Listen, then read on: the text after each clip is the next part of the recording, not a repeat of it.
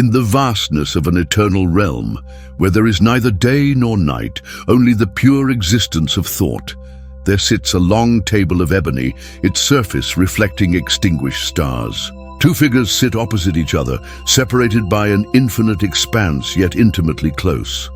One, with a dense beard and a brow etched with hardship, possesses eyes as deep as the entire history of human struggle. This is Karl Marx. His is the gaze of the historian, the economist, the revolutionary, a sharp, analytical gaze, always seeking the material law behind every spiritual phenomenon. The other, clad in a simple robe, his face a portrait of deep contemplation and boundless compassion. His eyes hold the sorrow of millennia, a sorrow not for himself, but for the world. This is Jesus Christ. The space is silent, but this silence is more potent than any sound. It is the stillness of two world views, two fundamentally different paths to liberation, meeting at last. Marx speaks first. His voice is deep and resonant, not a greeting, but a direct historical question. Sir, he begins, for 2,000 years, humanity has invoked your name to pray, to bless, and also to wage the bloodiest of wars. They ask for peace, yet swords still flash across the fields. They plead for charity, yet the poor still die of cold at the feet of magnificent cathedrals. Are your teachings of love, of the kingdom of heaven, merely a soothing balm, a gentle opium for the wretched, so that they might forget the chains that bind them in reality? There is no mockery in Marx's voice, only the gravity of a social scientist confronting a persistent historical phenomenon. Jesus does not look at Marx. His gaze remains fixed on the undefined distance, as if seeing through to the very suffering Marx described. He answers slowly, his voice not for debate but for testimony. Man shall not live by bread alone, he says. War does not begin in the fields or the factories, but in the human heart, from greed, from hatred, from delusion. I came not to change the Roman Empire, not to redistribute wealth. I came to plant a seed in the barren soil of their souls, the seed of love. When love is in men's hearts, they will know how to share their bread. They will know how to lay down their arms. A just society built by men with frozen hearts, is that truly a paradise? Marx shakes his head, an almost imperceptible movement. You mistake the effect for the cause, he states, his voice firm. Greed and hatred are not inherent in human nature. They are the products of a social order built upon the private ownership of the means of production. When one group of men holds all the land, the factories, the mines, then the other group, however vast, is forced to sell its labor power simply to survive. That relationship by its very nature is one of violence, of alienation. The worker no longer works to create, to realize himself, but merely to sustain his physical existence. The product of his hands becomes alien to him. Labor, which should be the essence of being human, becomes the means of his dehumanization. In such conditions, how can one speak of universal love? The love of the oppressed for the oppressor is not compassion. It is surrender. He pauses, his eyes locking onto Jesus, as sharp as a scalpel. You teach them to love their enemy, but their enemy is not a specific person. Their enemy is a system. How can a slave love his chains? How can a peasant love the landlord who has seized his family's last plot of land? Your teachings, however beautiful, become powerless before the iron laws of political economy. Jesus remains calm, but a deeper sadness enters his voice. And what is your solution? To fight violence with violence? To take up the sword to demand bread? The history of man is filled with revolutions in the name of freedom that have only replaced one form of tyranny with another. Power corrupts. You may overthrow one ruling class, but your revolutionary class, once it holds power, will it not be tempted to become the new oppressor? That is the fundamental difference, Marx replies instantly. Previous revolutions merely replaced one form of private property with another, one exploiting class with another. The revolution of which I speak, the proletarian revolution, is the final revolution. Its goal is not to seize the means of production for itself, but to abolish private property altogether, so that the means of production belong to all of society. When there is no more private ownership, the basis for class division disappears. When there are no more classes, the state, which is merely an instrument for the domination of one class over another, will itself wither away. Violence, in this case, is only the midwife to the birth of a new society. A society without oppression, without exploitation. It is the necessary act of breaking the resistance of the old ruling class, which will never voluntarily relinquish its privileges. He stops, then continues more slowly, as if thinking aloud. Matter determines consciousness, sir. One cannot build a noble morality on an empty stomach. One cannot speak of the kingdom of heaven while people are living in a hell on earth. The foundation of freedom, first and foremost, must be freedom from hunger, from exploitation. Spiritual liberation must begin with material liberation. Jesus looks deeply into Marx's eyes, and for the first time, his gaze holds not just compassion, but a true dialogue. You speak of the wretched, Jesus asks, of my flock, but do you understand their pain? Their pain is not only of material hunger, it is also of loneliness, of the fear of death, of the loss of faith in humanity itself. The love I offer is not an acceptance of their condition, but the strength to retain their humanity in a dehumanizing world. It is the light in the darkness, the hope when all material doors are closed. Your theory may give them bread, but can it give them hope? Marx is silent for a long moment. The long table between them seems like a line dividing two worlds. The greatest hope, Marx finally says, is not the promise of a paradise in the hereafter, but the material possibility of building a paradise on this earth. My hope lies not in a savior, but in the oppressed themselves, the proletariat. When they become conscious of their historic role, when they unite, they become a material force capable of transforming the world. Their strength comes not from faith, but from a scientific understanding of the laws of history. They do not pray for liberation, they act to liberate themselves. He looks at Jesus, his gaze now less a challenge than an invitation. You walked among the poor. You saw the starving children, the women sold as commodities, the men who labored to death in the Roman mines. Did your sermons fill those children's bellies? Did they restore dignity to those women? Did they bring freedom to those slaves? Or did your love in the end become just a teardrop in the desert of injustice? Jesus does not flinch from Marx's intensity. He looks into the philosopher's eyes, and for a moment, 2,000 years of history seem to converge in their gaze. Tears, Mr. Marx, Jesus says, his voice quiet but resonant, are not shed for poverty alone. They are shed for betrayal, for the loss of a loved one, for the loneliness of being in a crowd, for the feeling of a life without meaning. The pain you describe is the pain of the body, of the stomach. The pain I seek to heal is the pain of the soul, a wound that no bread can soothe, that no revolution can fill. He gazes into the distance where nebulae swirl in silence. Have you ever loved, Marx? Have you ever witnessed a mother weeping for her lost child?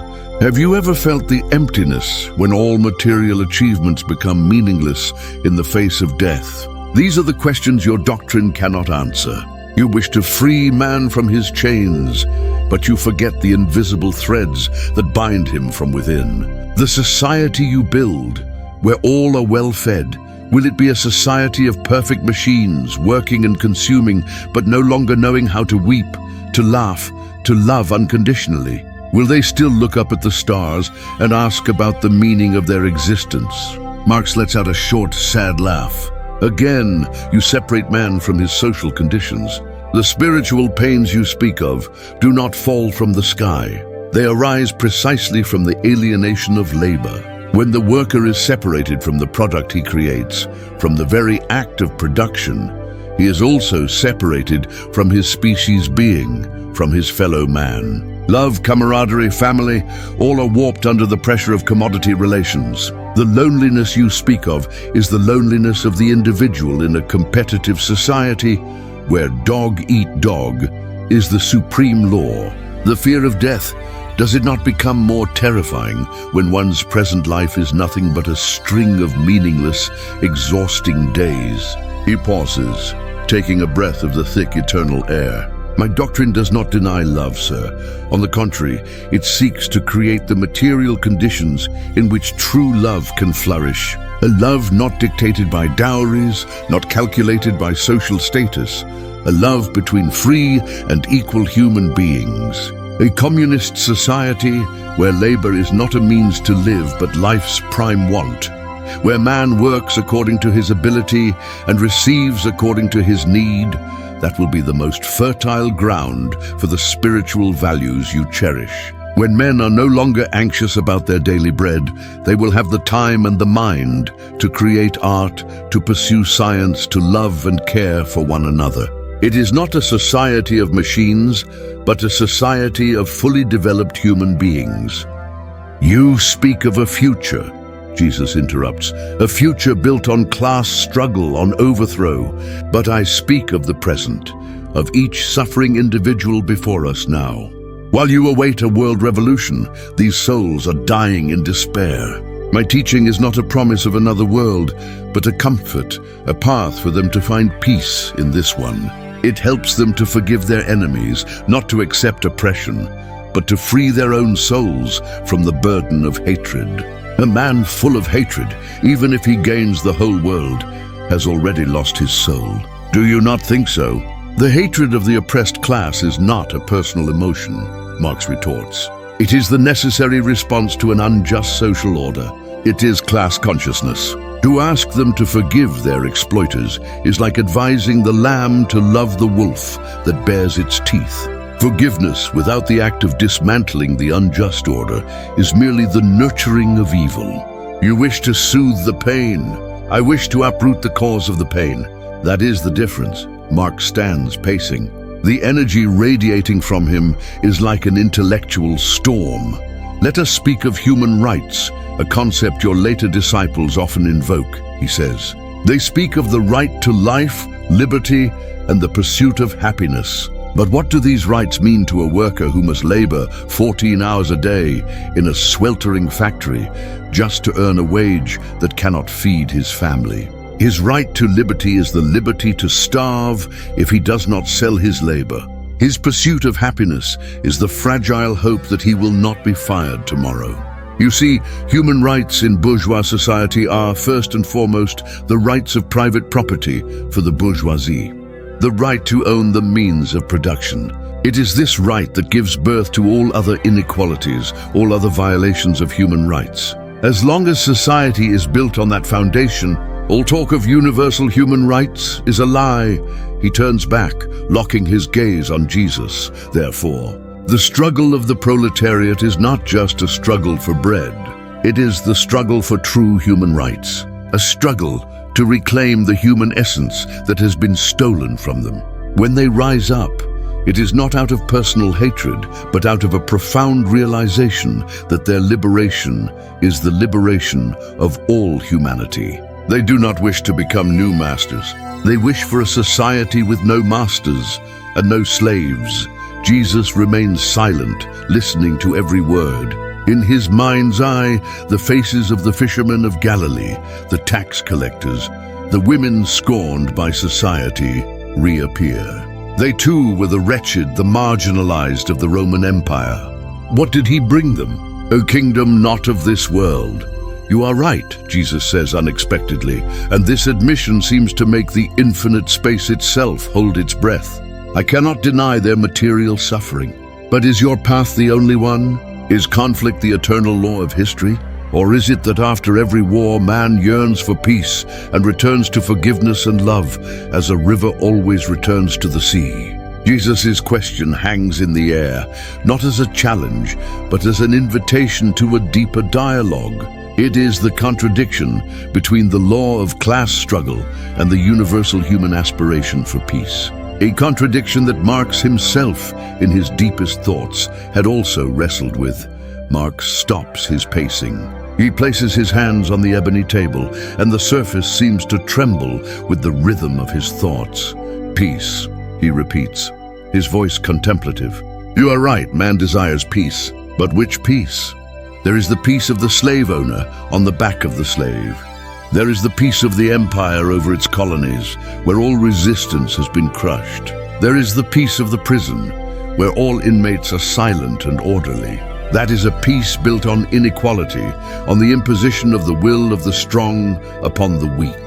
The peace you speak of, the peace of the soul, can it exist while the body is in agony? Can a man find inner tranquility while his children cry from hunger? No, sir. That kind of peace in a society rife with oppression is but a beautiful illusion, a self-deception. He continues, his logic as tight as an iron chain. Dialectics teaches us that development is not a straight line, but the unity and struggle of opposites. Contradiction is the source of all motion. Class-based society in itself contains an irreconcilable contradiction, the contradiction between the exploited and the exploiter. Peace, in its true sense, is not the absence of contradiction, but the state achieved after the contradiction has been thoroughly resolved. The class struggle is the very process of resolving that contradiction. It is the necessary birth pang for a new, more just society to be born. To deny class struggle in the name of an abstract peace is to wish to perpetuate the contradiction, to perpetuate oppression forever. History proves this, Marx says, his voice carrying the weight of ages. In your name, the Inquisition burned alive countless scientists, countless people who yearned for freedom of thought. In your name, the Crusades slaughtered millions. Your church, throughout the Middle Ages, always sided with the feudal lords, using the Bible to lull the suffering peasants to sleep, teaching them to accept their fate and await happiness in the next world. Your compassion was turned into a tool to maintain their dominion. Do you see? When detached from material conditions, from the practical struggle, even the most humane ideas can become reactionary. Jesus listens, the sadness in his eyes deepening. He does not deny the historical truths Marx has just laid out, but he sees them from another perspective. Men have misused my name, just as they have misused every other noble ideal, he replies, his voice gentle but firm. They have waged war in the name of freedom, oppressed in the name of justice. Is that the fault of freedom and justice? Or is it the fault of the human heart, which has not yet been illuminated by love? You want to change the social structure. But who builds the social structure? Men do. If those men, even in a society without private property, still carry within them selfishness, envy, and the thirst for power, will they not simply create new, more subtle forms of oppression? He tells a story, his voice like a stream in the night. Two men built a house. One used the finest bricks and mortar, but his heart was full of anger. He built only to get paid. The other used ordinary materials, but he built with love, imagining the family that would live happily within its walls. Which house will stand stronger, Mr. Marx? A revolution that changes only ownership without changing the human soul is like a magnificent castle built on sand. The storms of history will soon wash it away. He looks at Marx. I do not call on them to surrender. I call on them to wage a revolution from within. A revolution far more difficult than overthrowing an empire. It is the revolution to conquer the greatest enemy, oneself. When a man learns to love, to forgive, and to sacrifice, he has become a free man. And a society made of such free men will, in itself, be a just society. Marx smiles, a rare smile that illuminates his stern features. Once again, you place consciousness before matter. You wish to change consciousness in order to change existence. I maintain that it is social existence that determines social consciousness. A slave cannot have the consciousness of a free man as long as he wears chains. The revolution you speak of, the inner revolution, can only be the result, not the cause, of the social revolution. However, he continues, in your argument lies a rational kernel. Something that my more mechanical followers have overlooked. It is the law of the negation of the negation. He begins to circle the table, each step marking a new stage in his dialectical logic. History does not move in a loop, nor is it a complete destruction of the old to build the new on its ashes. It is a spiral. Each new turn seems to repeat the previous one, but at a higher level. The proletarian revolution is the negation of the capitalist system. But communist society in its higher phase is the negation of the revolution itself.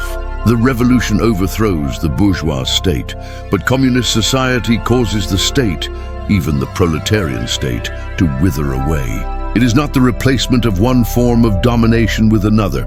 It is the abolition of all forms of domination. It does not just liberate the proletariat. It liberates man from alienation itself. He stops facing Jesus. The negation of the negation is not a return to the starting point. It is the preservation and elevation of the positive elements of the previous stage. Communist society does not discard the scientific and technological achievements, the cultural values that capitalism created. Similarly, the revolution of the soul that you speak of, it cannot be achieved by prayer in an unjust world, but it will be the inevitable result of a society that has been liberated from its material contradictions. When man is no longer alienated by labor, when the relationship between men is no longer one of exploitation, then the love and altruism you champion will have a real basis to become universal.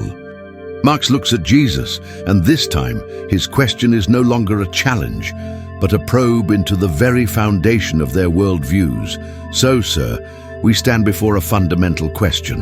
What is the basis of liberation?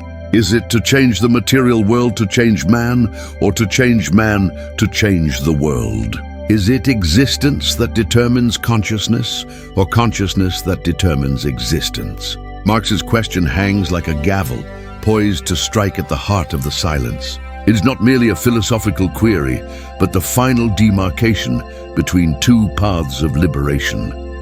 Jesus smiles gently, a smile not of triumph, but of understanding.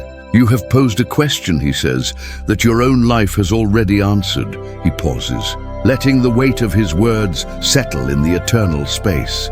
If existence wholly determines consciousness, Jesus continues, then a man born into the bourgeoisie, as you were, enjoying a privileged education and material comfort, ought to have had a consciousness that defended his class. Your consciousness, by your own logic, should have been a faithful reflection of that bourgeois existence. So from where did your revolutionary consciousness arise? From where did you find such profound empathy for the proletariat, a class whose material reality was entirely alien to you? Was it not your consciousness, a consciousness ignited by a thirst for justice and human dignity that transcended the existence of your own class? He looks at Marx, his gaze no longer questioning, but reflecting. Your own doctrine, a monumental work of thought, is the most powerful testament to the power of consciousness. It was not the inevitable product of a factory, not molded on an assembly line. It was the product of thought, of struggle, of a will to remake the world. You used your consciousness to chart a path for a material revolution. So which came first? Look further, Jesus says, his voice resonating like a bell. Look at the artist who creates a masterpiece in the midst of a squalid slum. His existence is mud, but his consciousness is the stars. Look at the mother who gives her last piece of bread to her child. Her material interest is to survive, but her consciousness is love, something that transcends all economic laws. Look at the revolutionary who is willing to die for an ideal, for a society he will never live to see. His self-interest has been negated by a higher consciousness of the collective. Matter can explain existence, but it cannot explain sacrifice. Your theory can explain how men live, but it cannot explain why they choose to die for something greater than themselves. Marx does not interrupt. He listens, like a scientist observing a complex phenomenon. When Jesus finishes, he speaks slowly, his voice firm, peeling back the layers of phenomenon to get to the essence. You have given beautiful examples, Marx concedes, but you see them with the eyes of a poet, not a social scientist. You see the tree, but not the forest. You see the individual act, but not the social relations that shape that act. He begins his explanation, and each word is like a spade turning over familiar ground to reveal what lies beneath. First, Regarding my revolutionary consciousness, he says, it was not a miracle, not a revelation from on high. It was the necessary product of a specific historical period. I lived in an age when the contradiction between socialized productive forces and private capitalist relations of production had become brutally apparent. German classical philosophy gave me the tools of dialectical thought. English classical political economy gave me knowledge of the laws of capitalism, and the French workers' movement showed me the material force capable of carrying out the revolution. My consciousness did not transcend existence. It was the deepest reflection of the contradictory social existence of my time. I did not create history. History created me to be its voice. Second, regarding sacrifice and love, Marx continues, they are not abstract eternal values. They too are historical and class-based. The mother's love you speak of originates in biological instinct, but its form is determined by the structure of the family. And the family in class society is an economic unit, serving to maintain and inherit property. The sacrifice of the revolutionary is not a supernatural act. It is the pinnacle of class consciousness, when he realizes that his individual interest can only be achieved through the interest of his entire class, of his entire people. He dies not for a vague idea, but for a concrete material future for those he loves, for the community to which he belongs. Even the artist in the slum, Marx emphasizes, his existence is the mud, and it is precisely that mud that becomes the material for his art. The beauty he creates is not an escape, but a rebellion against that ugly reality. His work, however beautiful, still bears the imprint of the social relations that produced it. There is no pure art, just as there is no pure love outside of history. He returns to the table, sits and faces Jesus. The atmosphere grows thick. This is no longer a debate, but a confrontation of worlds. You asked, does existence determine consciousness, or does consciousness determine existence? Marx says, his voice now not analytical but declarative. The answer lies in the very process of human cognition. Cognition is not a passive reflection of the world in the mind. It is an active, creative, dialectical process. It begins with living perception, with sensory contact with the material world.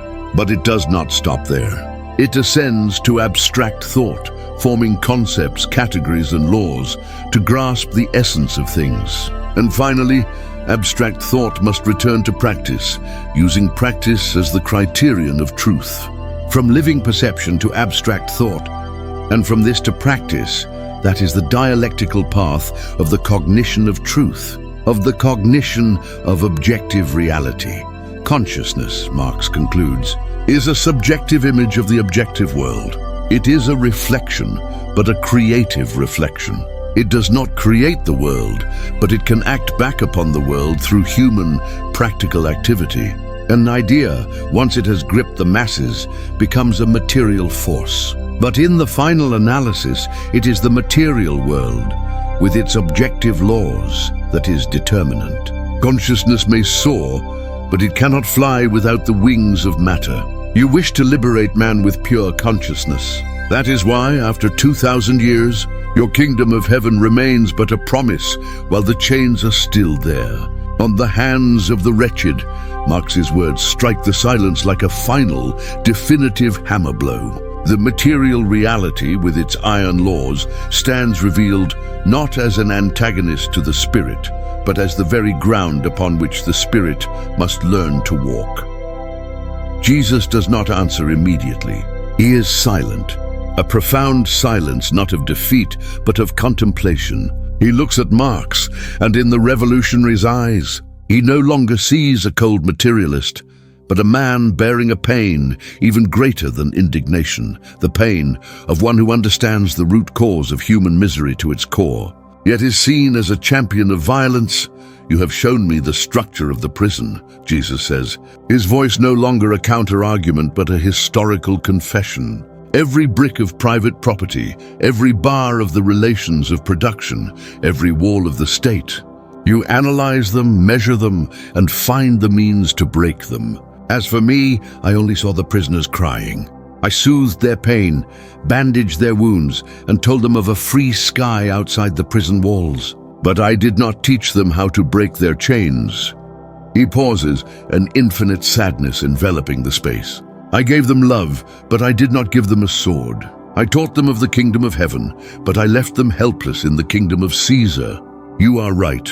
Compassion cannot replace bread, and prayer cannot break chains. My love, when it fell into a world ruled by material interests, became a beautiful flower growing in a swamp, offering a comforting fragrance, but unable to make the swamp disappear. But then, a different light kindles in Jesus' eyes, a flame of core belief that cannot be extinguished. However, Mr. Marx, after the last prison has crumbled, after the last chain has been broken, what will man do with his freedom? When there are no more masters to hate, no more classes to struggle against, whom will they face? They will face themselves, the emptiness in their own souls, the eternal question of the meaning of life. Your communist society, he asks, can distribute wealth equitably. But can it distribute forgiveness? Can it teach men to sacrifice for one another unconditionally? Can it bring peace to a soul tormented by guilt and regret? Or is that precisely the moment when the seed I have sown, the seed of the kingdom of heaven within each person's heart, must truly begin to grow?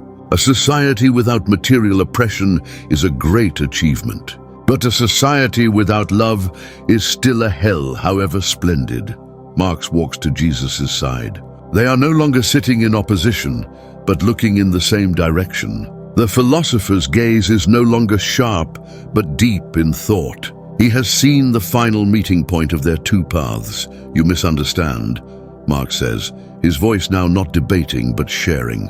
The ultimate goal of communism is not a society of just bread and machines. Its ultimate goal is to create the conditions for the all-round development of man, for man to return to his rich human essence. Communism is not the negation, but the positive affirmation of human nature. He raises a hand, gesturing toward the endless universe. Communism as perfected naturalism is humanism. It is the genuine resolution of the conflict between man and nature, and between man and man. It is the definitive resolution of the strife between existence and essence, between freedom and necessity, between the individual and the species. It is the riddle of history solved. The altruism you speak of, the sacrifice you cherish, they cannot be created by sermons. They can only flourish naturally in a society where the interest of the individual is no longer opposed to the interest of the community. The free development of each is the condition for the free development of all. In such a society, people help one another not because of an external moral command, but because they understand that their own happiness is bound up with the happiness of others. Love, then, is no longer a personal choice, but becomes the very essence of social relations. The kingdom of heaven you speak of, Marx continues, is not a distant place after death. It is communist society itself, a kingdom of freedom built by human hands, right here on earth. In it, man no longer worships any abstract god, because man himself has become the master of his own destiny, has found the divine in the creative power of his own community. The two great figures stand together in silence, looking out at the endless flow of the stars. The confrontation between matter and spirit, between action and faith, between political economy and compassion, seems to have reached a dialectical reconciliation. Jesus has seen the material path to love, and Marx has seen the ultimate humanistic purpose of that material path. Marx's philosophy does not deny the aspiration for compassion. It merely points out the real-world path to achieving it. Jesus' teaching is not wrong. It merely lacked the real-world soil in which to take root. The dialogue has completed a full spiral, and at its conclusion, consciousness is raised to a new level. The liberation of man is an inseparable unity of the transformation of the material world and the perfection of the human spirit. But spiritual perfection can only be the result of a materially liberated world. The truth, in the end, still belongs to reality. The infinite space is no longer heavy with confrontation, but clear with a shared understanding. They need say no more. History was, is, and will continue to be their answer. Man is only truly free when no one is oppressed.